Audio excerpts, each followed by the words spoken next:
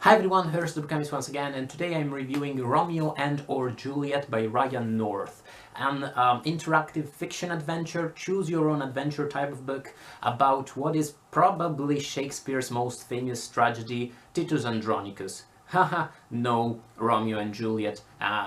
If that joke sounded lame, it's to prepare you for the type of book I'm going to talk about. First things first, I'm very serious about interactive fiction, as in I'm a great fan. I grew up, one of the first book series I got addicted to as a kid was the Lone Wolf game books. I even made a video about it, but not too many people, care about the game books today. Lone Wolf game books today. That series was so good. Anchorhead by a guy whose name I can't remember is actually my favorite Lovecraftian fan fiction in the universe, and it is a work of electronic interactive fiction everyone out there who has read even just one Lovecraft story should play. It's amazing, it's great fun. I'll put links in the description box. And if you don't know what this is Sherlock Holmes Consulting Detective, and this too in my book falls into the category of interactive fiction. Do yourself a favor, check a video, I'll put a link to it in the description box. It's Shut Up and Sit Down's review of this board game, interactive fiction, adventure. You'll be doing yourself a favor. This is great stuff. You'll end up loving it if you are a Sherlock Holmes fan, or if you aren't. I am not a Sherlock Holmes fan in any possible way, and I still love this thing. What about Romeo and or Juliet? Because Shakespeare is the big cow that never stops giving milk. There's manga Shakespeare, there's countless adaptations. Everyone believes they can turn Shakespeare to their own advantage. They can make fun of the outdated stuff in it. It's really easy to use, and everyone likes it, so you'll have a readership.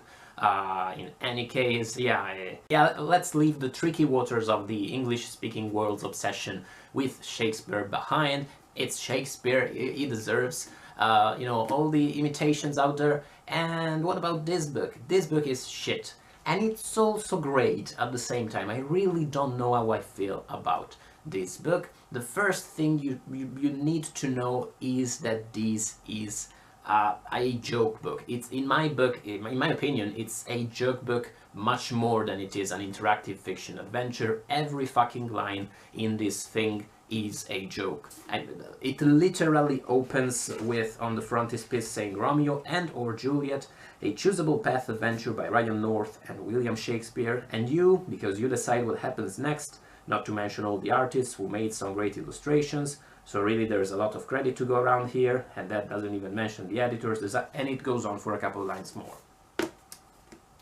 Wait for it. Yeah, that was fun. Really, in the first 2 minutes I spent reading this book, I went very close a couple of times to, throwing it at the wall, because it gets annoying very fast. It's like having, one of those annoying 11-year-olds or one of those annoying guys who keeps making jokes all the time, and they're not fun, and they're never fun, and they just go on as if, they're hilarious, and it's truly annoying.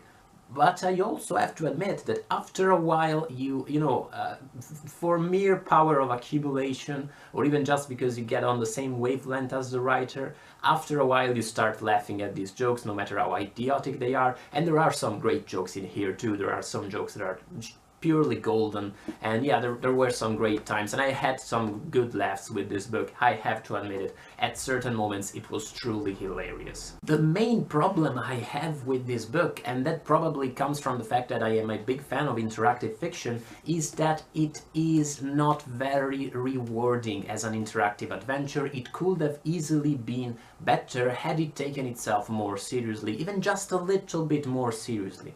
What I mean is that this is basically a book you will probably read in 10 minutes.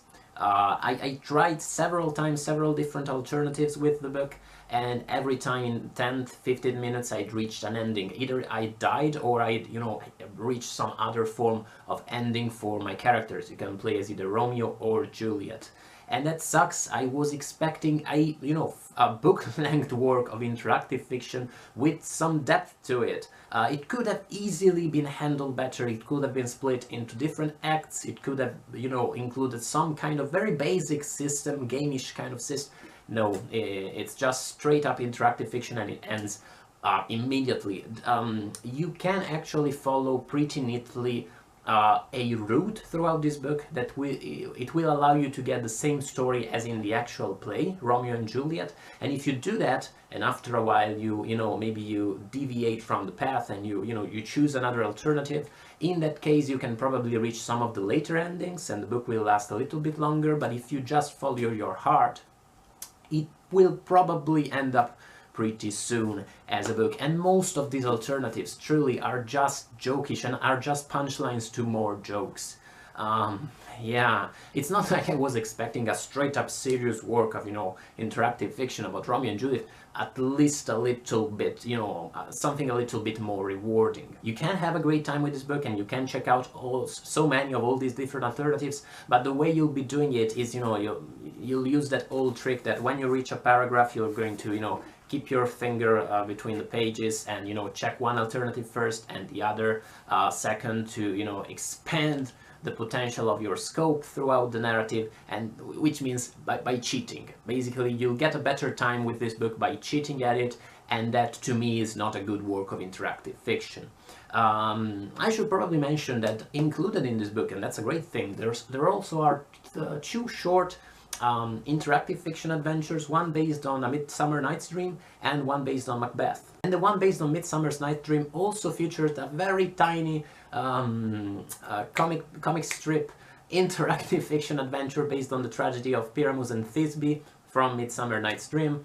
That was great, but again, I had to cheat to read these adventures. I never reached the actual storyline where you get to experience these alternate adventures. I just browsed through the book and found them and played them. Oh, the art in this thing is amazing. You can already, you can see it from the cover, but in general, I think a good 100, maybe more artists contributed to this book, and there are so many illustrations and they're all amazing and incredible, and it's a pleasure to look at. It's all in tones of red and black and white, all of these illustrations, and it's beautiful, it's amazing. That's the reason why I really don't know what to say. Do I recommend this book? I don't know. It's a pleasure even just to look at, and if you are a fan of interactive fiction, you will probably want to check it out. But if you're a fan of interactive fiction, part of me is kinda sure that you'll be disappointed in this book. So probably it's best if you've never played an interactive fiction adventure. In that case, you may have more fun with this thing. Also, Ryan North apparently created some episodes of Adventure Time, which is a show I've never watched, but I know it has countless fans around the world. So if you're a fan of that show, maybe you'll enjoy the humor in this book more than I did. Overall, if you already know about it, if you've already read it, let me know what you think about it. The guy also wrote an interactive fiction adventure based on Hamlet. I don't think I'll be checking out anytime soon, but maybe in the future. Let me know what you think about North and about this book, and I will see you in the next video. Thank you for watching this one, guys. Bye, guys.